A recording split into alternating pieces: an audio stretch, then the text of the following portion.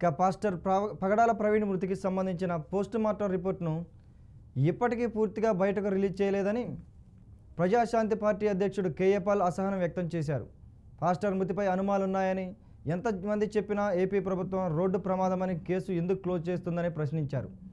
గత వైసీపీ ప్రభుత్వం పాస్టర్లకు జీతాలు ఇస్తే విమర్శించిన బీజేపీ ఇప్పుడు కూటమి ప్రభుత్వంలో కొందరికి మాత్రమే ఇస్తుందని మండిపడ్డారు.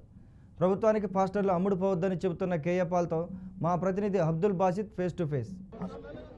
పటాన్చెరులో క్రిస్టియన్ కమ్యూనిటీ ఆధ్వర్యంలో జీసస్ రన్ అనే ఒక కమిటీ ద్వారా ఈరోజు జీసస్ రన్ కార్యక్రమం చేపట్టారు. ఆ కార్యక్రమానికి కేఏ పాల్ గారు వచ్చారు. కేఏ పాల్ గారు ప్రస్తుతం మనతో ఉన్నారు. కొన్ని విషయాల్లో ఇప్పుడు ప్రస్తుతం అయితే ప్రజల్లో ఒక అవగాహన లోపం ఉంది. ఆ అవగాహన లోపాన్ని పూర్తి చేయడానికి మన కేఏ పాల్ గారు సిద్ధంగా ఉన్నారు. ఆయన అడిగి తెలుసుకుందాం. సార్ చెప్పండి సార్, ప్రస్తుతం అయితే ప్రవీణ్ పగడాల హత్య అంటారా లేకపోతే మృతి అని అంటారా? దాని మీద ఆంధ్ర ప్రభుత్వం దాన్ని కప్పిపుచ్చేందుకు ప్రయత్నాలు చేస్తుంది. దాని మీద మీరే ఉంటుంది. నేను 22 ప్రశ్నలు అడిగాను పోస్ట్ మార్టం దగ్గర ఉన్నప్పుడే. ఈ రోజుకి కూడా పోస్ట్ మార్టం రిపోర్టు పూర్తిగా రిలీజ్ చేయలేదు పబ్లిక్. 25 రోజులు అయినప్పటికీ చనిపోయిన తర్వాత అది హత్య అని అనేక మంది రుజువులతో నా దగ్గరకు వచ్చారు. ఆ రుజువులు నేను ఆంధ్రప్రదేశ్ హైకోర్టులో ప్రెజెంట్ చేస్తాను. ఆర్గ్యుమెంట్స్ అంటే తప్పకుండా మేము వింటాం అని దాన్ని ఆంధ్రప్రదేశ్ గవర్నమెంట్ని, సిబిఐని, డీజీపీని, పోలీసుల్ని, సిట్ని కౌంటర్ ఫైల్ చేయమని ఆర్డర్స్ కూడా ఏపీ హైకోర్టు సీజే గారు ఇచ్చారు. సో నాకున్న ప్రిలిమినరీ ఇన్వెస్టిగేషన్లో అనేక మంది హర్ష్ కుమార్ లాంటి వారు కలిసి లోకల్గా ఉన్నవారు 100 మంది ఇది హత్య అని రుజువులతో ముందుకొచ్చారు. ఆ రూట్లో వీరు ఇన్వెస్టిగేట్ చేయకుండా యాక్సిడెంట్ అనే ముందు నుంచి అబద్ధాలు చెప్తూ చాలా విచారంగా ఈ ఇన్వెస్టిగేషన్ క్లోజ్ చేశారు. కానీ న్యాయం జరిగే వరకు మేము పోరాడతాం. దేశ విదేశ నాయకులందరూ నాకు మద్దతు ఇస్తున్నారు. అంటే గతంలో జగన్మోహన్ రెడ్డి ప్రభుత్వంలో పాస్టర్లకు జీతాలు ఇస్తా అంటే గగ్గోలు పెట్టిన బీజేపీ ప్రభుత్వం ఈ రోజు ఎందుకు సద్దుమనింది? చూడండి, ప్రవీణ్ పగడాలది హత్యని 100కి 100 మంది 20 కోట్ల ఇండియన్స్ వింటున్నారు, నమ్ముతున్నారు. వాళ్ళ నమ్మకాలను మార్చడానికి ఒక 8,000 మంది పాస్టర్లకు కుక్కలకు బిస్కెట్లు వేసినట్టు వేస్తే పాస్టర్లు మారరు. ఒకటి, అది గవర్నమెంట్ ట్యాక్స్ డబ్బు తీసుకున్న వాళ్ళు తీసుకుంటారు. ఇంకా నీతి నిజాయితీ ఉన్నారు. చంద్రబాబు నాయుడు గవర్నమెంట్ ఇస్తుంది కనుక మాకు వద్దు అంట. దేవుడే దిక్కు. వాళ్ళు ఇచ్చింది 8,000 మందికి ఇస్తే మరి 80,000 మంది ఆంధ్రప్రదేశ్లో పాస్టర్స్ ఉన్నారు. 60,000-70,000 మంది తెలంగాణలో పాస్టర్స్ ఉన్నారు. దాదాపు కొన్ని లక్షల మంది హిందూ ప్రీస్టులు, మొలానాసు, పూజారులు ఉన్నారు.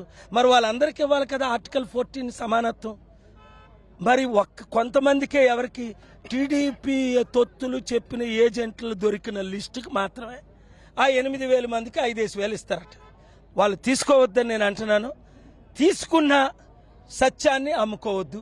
యేసా ఒక పూట కూటి కొరకు ఏ విధంగా ఆశీర్వాదాన్ని అమ్ముకున్నాడో, ఇస్కరియోతు యూదా ఏ విధంగా యేసు ప్రభునే అప్పగించాడో, అలాగే 5,000 బచ్చు మంది అది మీ పేరునే అప్పు చేసి 50,000 చేస్తే మీకు 5,000 ఇస్తున్నారు, 45,000 ఇతర దానికి ఖర్చు పెడుతున్నారు, లేదు వాళ్ళు దోచుకుంటున్నారు. అంటే వర్క్ బిల్ తీసుకురావడం ద్వారా ఎన్డీఏ గవర్నమెంట్ కొత్త సమస్యను టచ్ చేస్తుందా? వారి ఉద్దేశం ఏంటి? అది చాలా దారుణం. అది వర్క్ బిల్ అన్నది అసలు పూర్తిగా చంద్రబాబు నాయుడు గవర్నమెంట్ అందరూ అపోజ్ చేయాలి. ఎందుకంటే ముస్లిం ప్రాపర్టీస్ ముందు నుంచి ముస్లింలను నడుపుకోవాలని నేను చీఫ్ జస్టిస్ గవాయ్ గారి ముందు ఆర్గ్యుమెంట్స్ వినిపించాను. హిందూ ప్రాపర్టీస్ ఇప్పుడు తిరుపతి ఉంది, అది తిరుపతి హిందూ ప్రీస్టులు నడుపుకోండి, చర్చిల పాస్టర్లు నడుపుకోండి. వక్ఫ్ బోర్డులో, ముస్లిం ఆర్గనైజేషన్ బోర్డులో వీళ్ళందరూ దూరడం ఏంటి? రేపు క్రిస్టియన్ ప్రాపర్టీస్ అంటారు. వీళ్ళకి అభివృద్ధి చేయడం రాదు, అప్పులు తీర్చడం రాదు, న్యాయం చేయడం రాదు, దోచుకోవడం తప్ప ఇంకొకటి తెలియదు.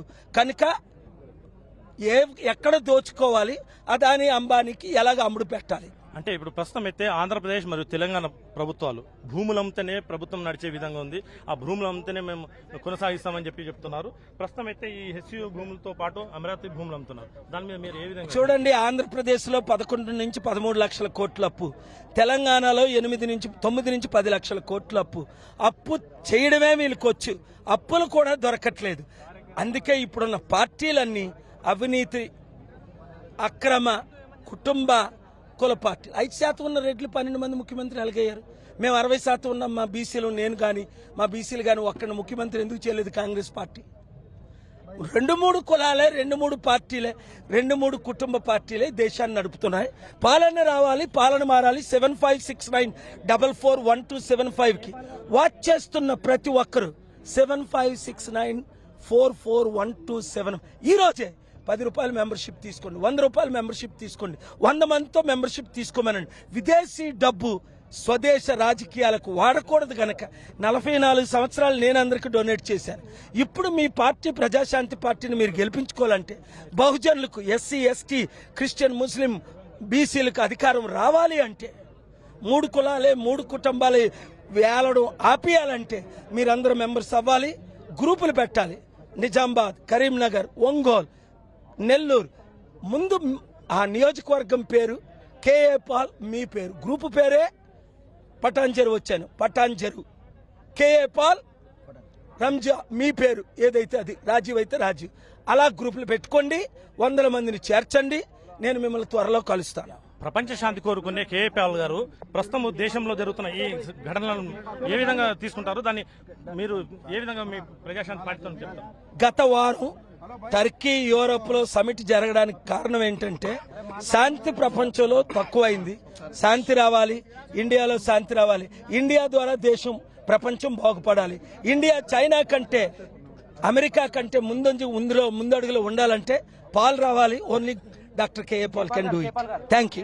ఈ రోజు రన్ ఫర్ జీసస్ కొరకు మరి కేఏ పాల్ గారు మరి తన సమయాన్ని వెచ్చించి మా మధ్యలో ఉండడం మాకు చాలా సంతోషకరము. శాంతి దూతగా మరి ఆయన రావడం మా మధ్యలో జరిగింది. మరి ఆయన చెప్పిన ప్రతి విషయము మేము అమలు చేయాలనుకుంటున్నాము. తప్పకుండా మరి ఆయన చెప్పిన పనులు చేసి మరి ప్రపంచ శాంతికి పాటుపడాలని నేను వేడుకుంటున్నాను. మరి ముఖ్యంగా మరి ఇక్కడ జరిగే మరి పటంచెరులో కూడా శాంతి సమాధానం ఉండాలా, ప్రతి మతస్థులు కూడా సమాధానంగా అందరు కలిసి ఉండాలని కోరుకుంటున్నాను. Thank you so much.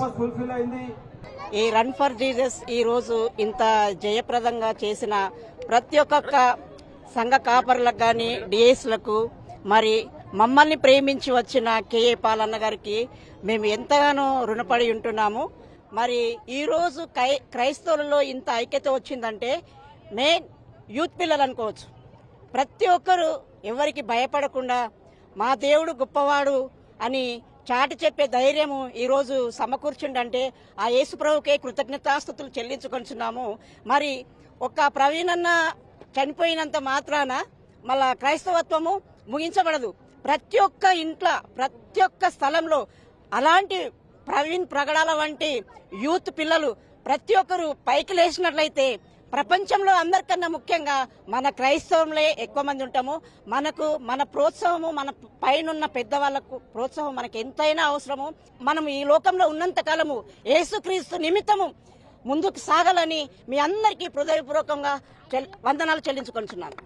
ప్రపంచ శాంతి కోరుకునే నేను దేశంలో కూడా ఇదే విధంగా శాంతి కోరుకోవాలంటే కేఏ పాల్ రావాలని, కేఏ పాల్ వస్తేనే ఈ ప్రపంచ శాంతితో పాటు దేశ శాంతి కూడా నెలకొల్తుంది. అందరికీ సమానత్వం వస్తుంది. హిందూ, ముస్లిం మరియు క్రిస్టియన్ ఏ ఇతర మతాలైనా కలిసి ఉండే విధంగా నేను పాటుపడతా అని చెప్పి కేఏ పాల్ గారు అంటున్నారు. కెమెరామెన్ ధనరాజ్తో అబ్దుల్ బాసిత్, సంగారెడ్డి.